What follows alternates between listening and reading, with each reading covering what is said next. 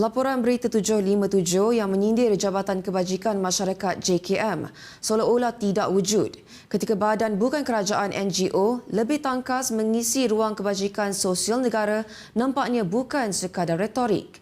Realitinya apa yang berlaku di lapangan seolah mengiyakan kritikan tersebut. Perkara ini diperkuatkan lagi dengan pengalaman didedahkan Ketua Pengarah Agensi Kawalan dan Perlindungan Sepadan Malaysia, Datuk Seri Muhammad Suhaili Muhammad Zain, ketika bertugas sebagai Ketua Polis Pulau Pinang.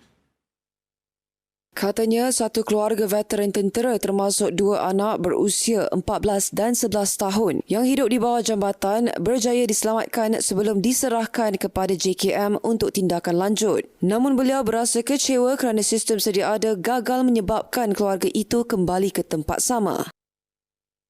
Pihak kita, PDRM, mengambil balik, memberi bantuan dan kemudian kita hook upkan dia dengan Jabatan Kebajikan masyarakat. Sayang, seribu kali sayang, sistem kita kadang-kadang menggagalkan kita.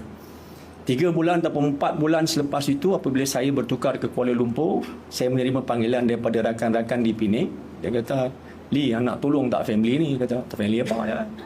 Family ni keluarga." Dia kata, "Satu veteran dan sebagainya." So, cakap, saya dah tolong dulu juga. So, bila kita siasat lanjut bahawa selepas saja apa yang kami buat, beliau kembali balik ke jambatan itu apabila sistem tidak banyak membantu kita.